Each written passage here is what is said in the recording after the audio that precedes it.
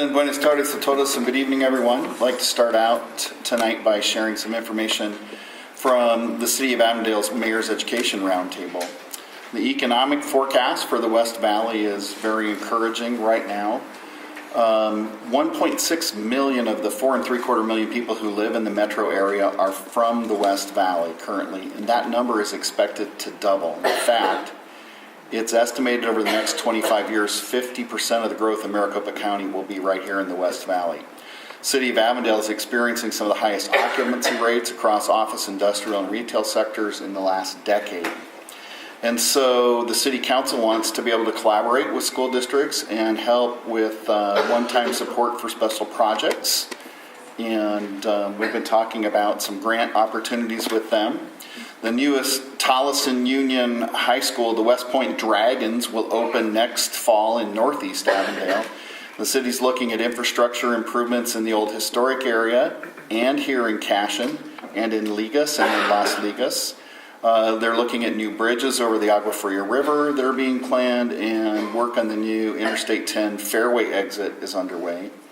Mayor Weiss is now sitting on the executive committee of the Regional Maricopa Association of Governments, or MAG, which is looking at options for addressing the SR 30 funding shortfall. State Route 30 will run in the south part of the district, just north of the river, east and west, to help relieve the I-10. Options currently starting in 2022 with a 7-year phase-in, or holding off until 2025 and doing the complete freeway build-out all at once. So we're waiting to hear what the progress will be on that. More developments underway along Van Buren and Avondale Boulevards with multifamily housing plan for that corner. More townhomes are being included in the city's planning, and the city center is being re-examined. The biggest undertaking is the new Alomar community in the southwest part of our school district.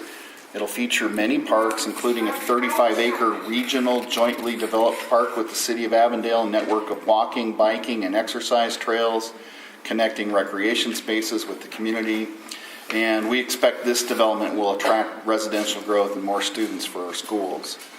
So we're excited that we'll have community representatives from the State House here tonight. We understand traffic on the I-10 is bad, and hopefully we'll be able to introduce Senator Contreras when he gets here. He's not going to be able to make it either. Just texted me.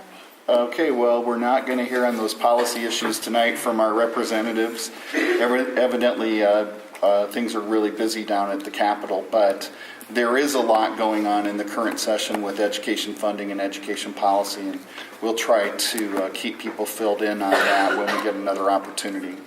Our student enrollment continues to have leveled out around 6,200 students, and that's 430 more than when classes started in July. Nearly 90% of those students have already requested the school they want to attend for the 2019-20 school year, and students are being placed, and we're on track to notify all of our families when students get their fourth quarter report cards. Our spring parent teacher student conferences were well attended and provided an opportunity for many students to lead their parents through their learning goals, plans, academic performance, charts of progress, and areas of strength, along with opportunities for growth. Participation for this spring parent conferences, with 6 out of the 7 schools already tallied, could surpass 87%. That's pretty good for spring. The season brings a variety of education events, including Read Across America. Our staff, students participated in a variety of fun and engaging ways. Country Place, Estrella Vista, Quinton, Littleton all hosted distinguished guest readers, including some governing board members, district staff, community leaders, police officers, and we even had a canine who volunteered to encourage students to read. Southwest Food Service joined in the celebrations during lunchtime. Each school had a Lucky Tray giveaway with Dr. Seuss books as prizes. And I also want to thank our food service director, Ms. Rubio, and her staff for her successful application in a competitive grant that was approved for $31,000. The National School Lunch Program Equipment Grant will be used to purchase capital for a new hot-cold service line to be installed at the beginning of the new school year at Collier Elementary. We celebrated our 5th annual Digital Learning Day last month, and the online curriculum and different technology tools being used for learning were observed across the district, such as the Desmos, Flipgrid, Pentameter, Pearl Deck, Google Classroom, and Google Suites. Fifth grade students from Collier ran technology stations for their guests. And Littleton STEM Academy had their chief science officers host an all-day STEM event for K2 students to rotate through STEM stations with the help of their National Junior Honor Society Student Council and some students from Grand Canyon University. Country Place and Quinton showcased their video announcements process. The schools, the teachers, and the students did an amazing job demonstrating what they need to know to be successful in the future. And we want to thank especially Member Nielsen, Representative Lorenzo Sierra for supporting the event with their attendance. On a related topic, I'd like to recognize some of our teachers, Mr. Halford, Ms. Inlow, Ms. Boizo, Ms. Page, Mr. Urquijo, who have all completed over 42,000 Learning.com lessons so far this year. That places them in the top 5% Learning.com educators, not in the state, not in the country, but in the world. This is the material we use to help kids learn both to be proficient in technology and to be responsible digital citizens.